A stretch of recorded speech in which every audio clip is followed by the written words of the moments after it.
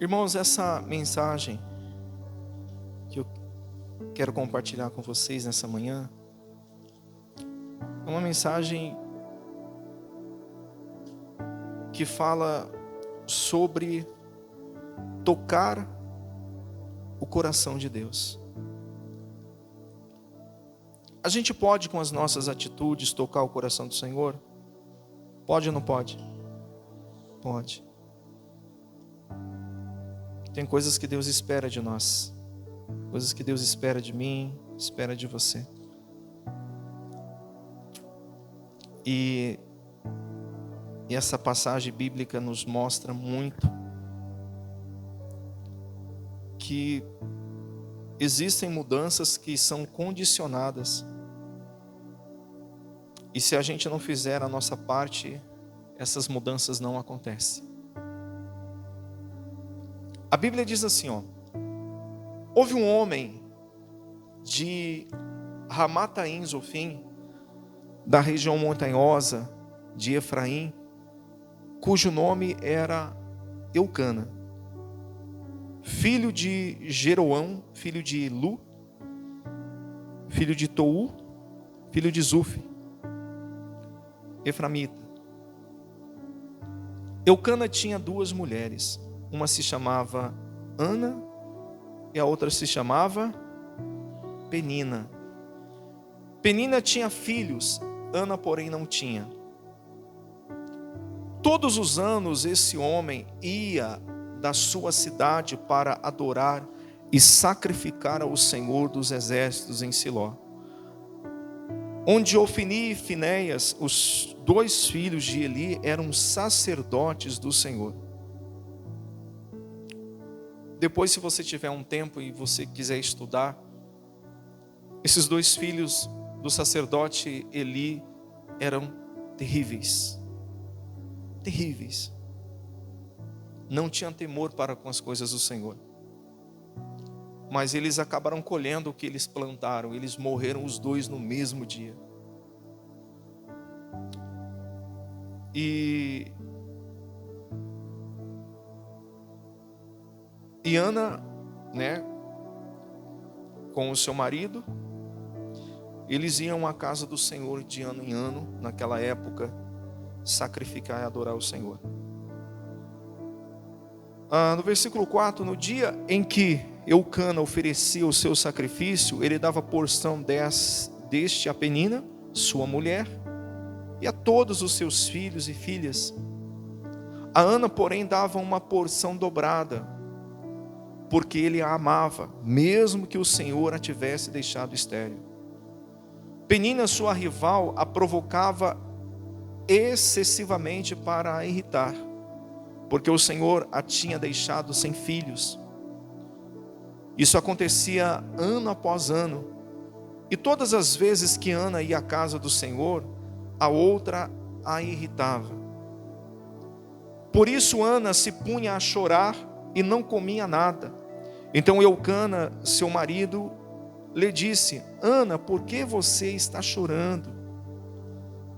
E por que não come, não quer comer? Por que está tão triste? Será que eu não sou melhor para você do que 10 filhos? Sabe aquela situação onde a gente tenta preencher uma lacuna, a gente tenta preencher um espaço, mas não é suficiente? Era isso que Eucana estava tentando fazer. Naquela época, irmãos, ser mãe para uma mulher era muito importante. As mulheres estéreis sofriam, não eram valorizadas. E Ana estava nesse lugar, nessa condição, porque no judaísmo antigo era permitido o homem ter várias mulheres, e os homens que tinham condições naquela época, eles tinham uma família maior, vamos colocar assim. E na situação de Ana, a Bíblia demonstra para nós que ele amava aquela mulher, Só que aquela mulher estava estéril. Ela era estéril. A outra se aproveitava da situação e ficava o quê? Irritando-a, provocando. Então, era uma situação, principalmente emocional, muito ruim. Só que, irmãos, eu vou falar para vocês, nós servimos um Deus poderoso. Você serve um Deus poderoso. Por que até então Deus não tinha se manifestado para mudar a história de Ana? Mesmo ela sendo uma mulher de Deus, mesmo ela adorando o Senhor, mesmo ela indo, apresentando os seus sacrifícios ao Senhor naquela época. Porque Ana, ela estava vivendo, vamos colocar assim, uma vida cristã normal.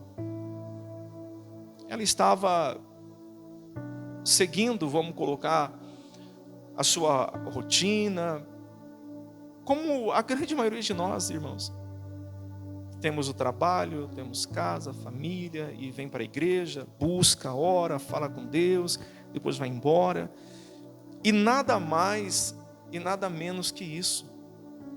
Uma vida padrão, vamos colocar assim.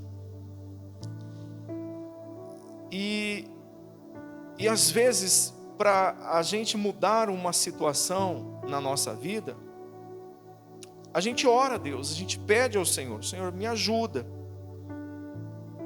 Só que Deus não espera apenas a nossa oração, Deus espera atitudes da nossa parte. Atitudes que vão, irmãos, na contramão de muitas coisas. Deus se manifesta, irmãos, aonde existe um propósito também, e não aonde existe uma vaidade. E às vezes a gente precisa avaliar também se o que nós estamos querendo do Senhor é para nossa vaidade ou realmente é um propósito. Naquela época, Deus estava precisando de um sacerdote. Deus precisava de alguém, porque os que estavam servindo o Senhor estavam servindo à sua maneira. Como eu falei, estuda a história de Eli e seus 2 filhos. Deus precisava de um profeta, Ana de um filho. Deus era poderoso para fazer o milagre e Ana corajosa para dar o primeiro passo. Qual foi o resultado? O milagre, irmãos. Então a gente sabe que Deus pode fazer muitas coisas. Na verdade, Deus pode fazer tudo. Agora, a outra parte exige coragem. E nós precisamos ter coragem. Então, só palavras não consola. Só palavras. Eucana estava tentando consolar a sua esposa com palavras, demonstrando que ele era um bom marido, que ele a amava. Mas como eu falei para vocês, não era o suficiente para poder trazer a alegria ao coração de Ana. Vamos continuar o texto. A Bíblia diz assim: certa vez, lá no versículo 9, certa vez, após terem comido e bebido em Siló, Ana se levantou quando o sacerdote Eli estava sentado na sua cadeira, junto ao pilar do templo do Senhor. E Ana, com amargura do quê? De alma, orou a quem? Ao Senhor. Não foi uma oração simples. Estamos vivendo dias de oração. Estamos vivendo dias de oração, irmãos. E esse mês é um mês de oração. Então ela orou com amargura de alma ao Senhor. E chorou muito.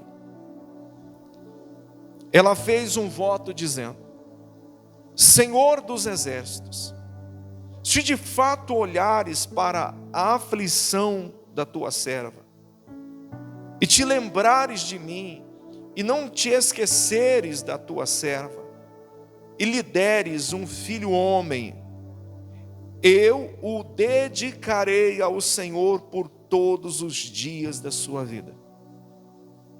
E sobre a cabeça dele não passará navalha. Ana continuava a orar diante do Senhor, e o sacerdote começou a observar o movimento dos lábios dela, porque Ana só falava em seu coração.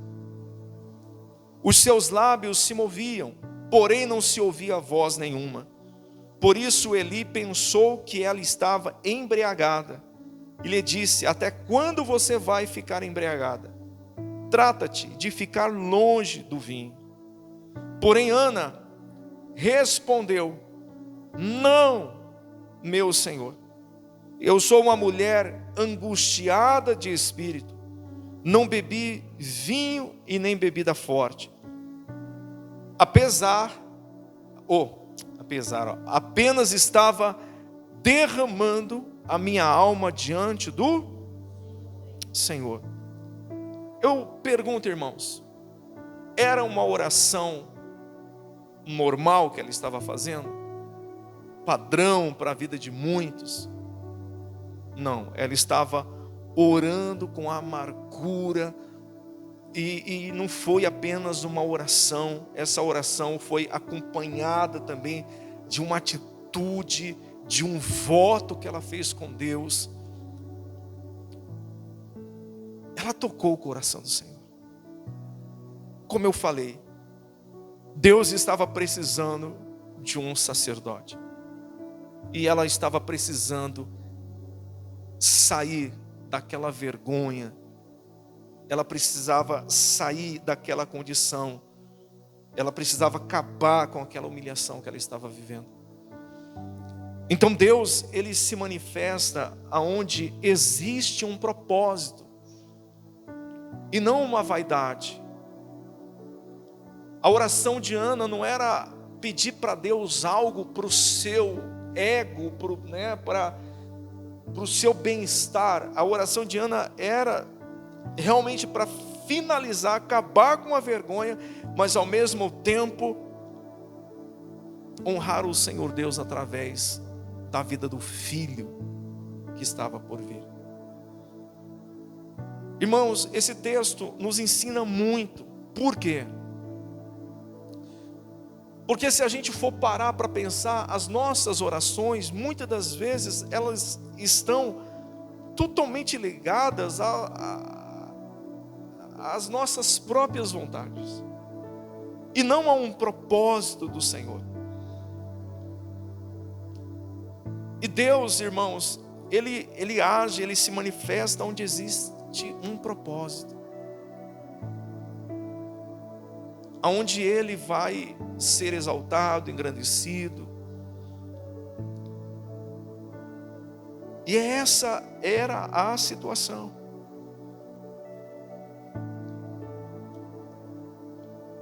Irmãos, sinceramente, eu acredito que uma boa parte das nossas orações são vaidades. Elas não estão linkadas a um propósito. E quando elas não estão linkadas a um propósito, Deus não se manifesta. Porque, infelizmente, irmãos, nós herdamos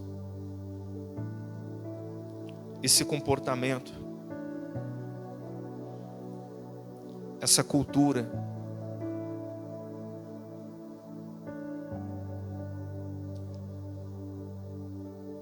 Nós, não estou aqui falando mal, mas falando mal do comportamento da Igreja Católica Apostólica Romana, onde se promoveu muito isso. Ficar pedindo a Deus coisas que são para as nossas vaidades.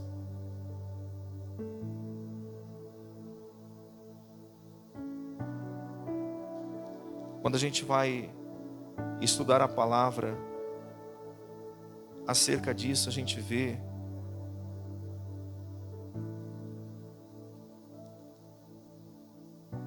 que os milagres que Deus fez, grandiosos, tudo tinha um propósito. O nascimento de Isaac era um propósito. E tantos outros milagres grandiosos. Quem está entendendo, faz assim.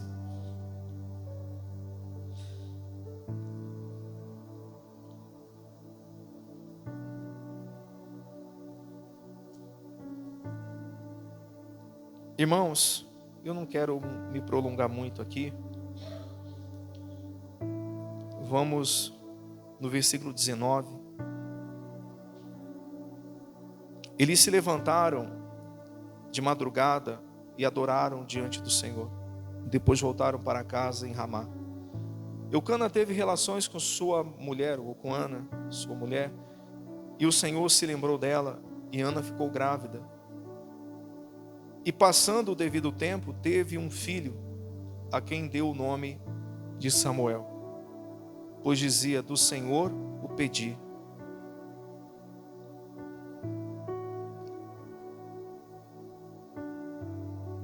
Eucana, seu marido, foi com toda a sua casa para oferecer ao Senhor o sacrifício anual, para cumprir o seu voto. Ana, porém, não foi, e disse ao seu marido: quando o menino for desmamado, eu o levarei para ser apresentado ao Senhor, e para lá ficar para sempre. Eucana, seu marido, respondeu: faça o que achar melhor. Fique aqui até desmamá-lo, e que o Senhor confirme a promessa que você fez.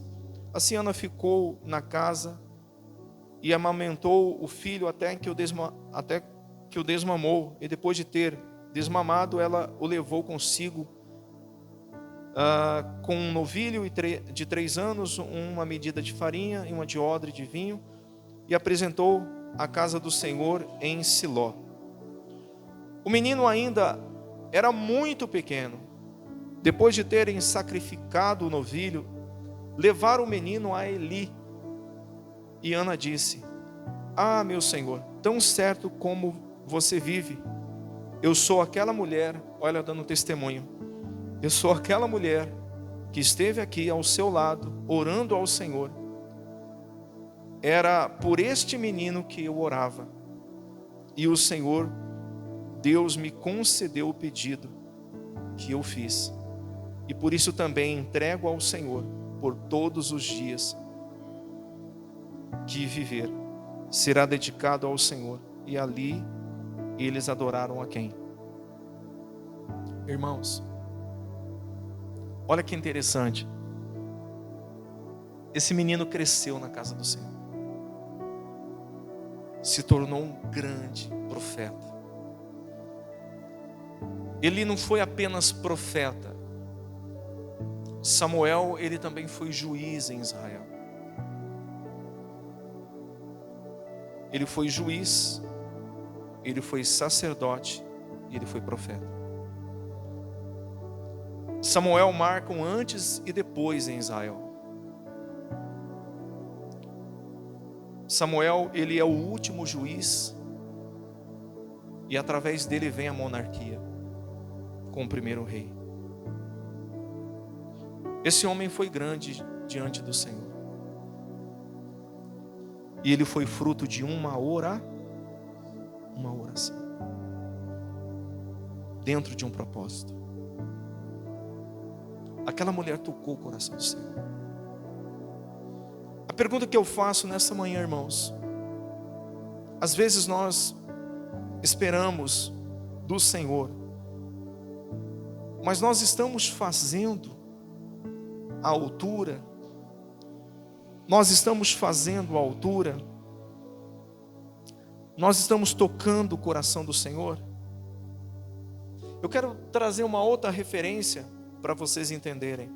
Marcos 14:1, por favor, para a gente finalizar, participarmos da Santa Ceia.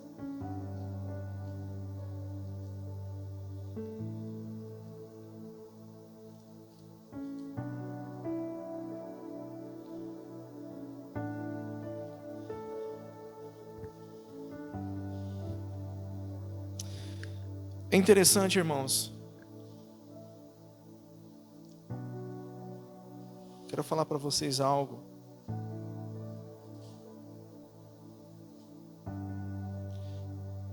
Para pensar nisso aqui, ó. Deus não trabalha com injustiça. É ou não é verdade? Deus trabalha na injustiça? Não. Deus trabalha com justiça. E uma das maiores, ou uma das injustiças, é a gente não fazer quase nada e esperar muito. Isso não é justo diante do Senhor. Porque necessitamos plantar para a gente poder colher. Então, às vezes, nós esperamos muito de Deus e fazemos muito pouco. É uma grande realidade isso.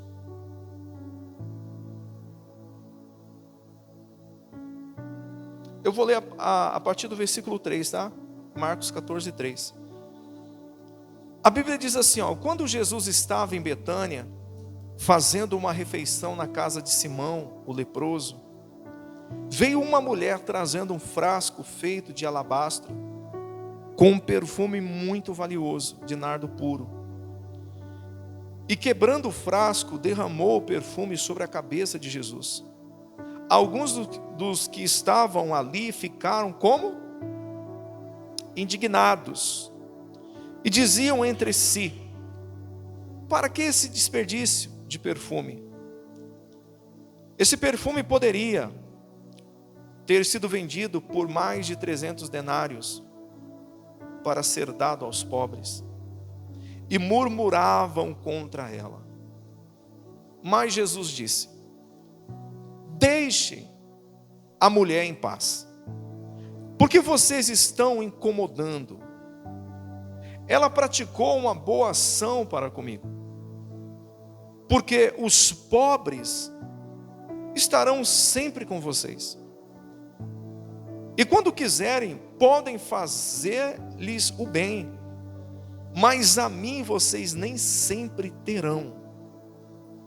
Ela fez o que pôde, ungiu o meu corpo antecipadamente para a sepultura. Olha o que Jesus fala a respeito dessa mulher: em verdade lhes digo, que onde for pregado em todo o mundo o evangelho, também será contado o que ela fez, para a memória dela. O que essa mulher fez? Tocou o coração de quem? O Senhor. Então, irmãos, a pergunta que eu faço nessa manhã: será que Deus não está esperando de nós um passo? Será que Deus não está esperando de você um passo de fé? Uma atitude diferente, de sair dessa rotina, essa rotina que você padronizou para a sua vida. E eu quero dizer, irmãos, que Deus, Ele honra. Ele honra. Às vezes você está aqui se questionando por tantas coisas que está acontecendo na sua vida. Você pensando: meu Deus, não era para estar acontecendo isso, Senhor, Pai, por que eu estou nessa situação? E às vezes a mudança que desejamos ou que nós queremos, Deus só está esperando que nós venhamos dar o primeiro passo.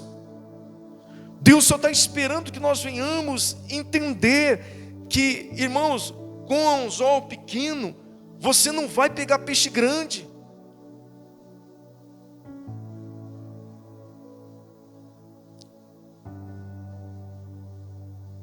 Que com Deus, irmãos, existem mudanças que elas são condicionadas a atitudes de nossa parte.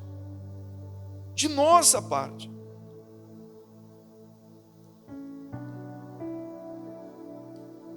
E, irmãos, infelizmente, muitos de nós nos tornamos, com o passar do tempo, um religioso.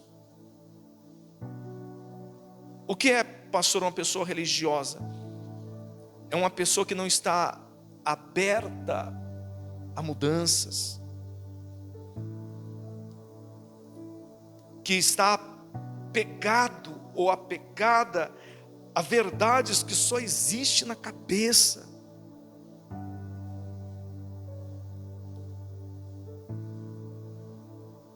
E o mais difícil, irmãos, é ver que as pessoas que se tornaram pessoas religiosas,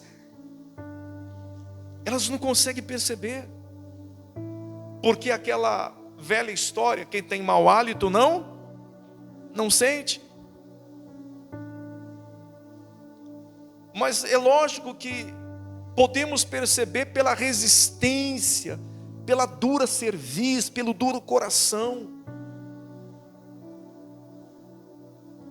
E só existe 2 remédios na vida de um religioso. Só existe 2 maneiras de ajudar uma pessoa religiosa. Irmãos, oração e confronto. Não tem outra maneira, não tem outro jeito, não tem. O tempo não vai ajudar, não adianta.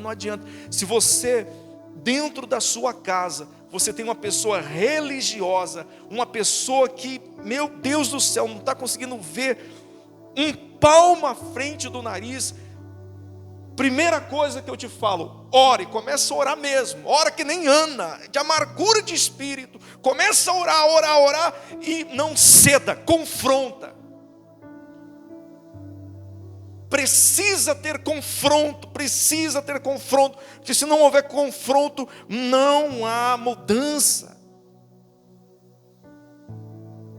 Não vai acontecer mudança. Não adianta falar mansinho, não adianta se submeter, não adianta, irmãos, não adianta. Irmãos, são quase 20 anos pregando o evangelho. Eu aprendi na minha vida que com o religioso você não adianta debater, não adianta falar mansinho, não adianta passar a mão na cabeça, não adianta esperar o tempo. Não, irmãos, é oração e confronto. Aí sim. Porque geralmente o religioso já está com a escama tão grande nos olhos, está com o ouvido tapado para as coisas de Deus, que só alguém falando mais alto que ele, para ele poder ouvir. Quem está entendendo, faz assim. Então, irmãos, eu quero dizer para vocês que às vezes a mudança que desejamos, ela está diante de nós, mas nós não temos coragem de se desapegar como Ana desapegou. Você sabe o que é uma mãe, uma mulher que tem um sonho de ter um filho, um desejo, ter que pegar essa criança nos braços, cuidar por alguns meses e depois renunciar tudo isso, entregar na casa do Senhor por todos os dias? Você tem noção? Você tem noção do que Abraão passou?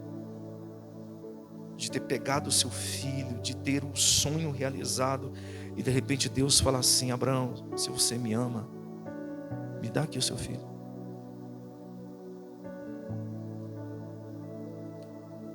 Então, às vezes nós estamos com as nossas orações religiosas tentando tocar os céus, e enquanto nós não entendemos que isso não toca o coração de Deus, quando você olha para a palavra e você vê os homens, os heróis na fé, as heroínas na fé, com atitudes, como esses dias a minha esposa ministrou aqui sobre Esther. eu vou aparecer na frente do rei. E se tiver que morrer, eu vou morrer por essa causa. Aí as nossas orações, cheio de vaidades, cheias de vaidade, sem propósito nenhum. O único propósito que existe, na verdade, é o nosso ventre. Então a gente precisa, irmãos, amadurecer. Precisamos estar abertos à mudança, a deixar o Espírito Santo nos conduzir, nos levar, a se tornar pessoas de oração, orar mais. Quem está entendendo, faz assim. Glória a Deus. Fecha sua Bíblia. Prepara para mim a Santa Ceia do Senhor.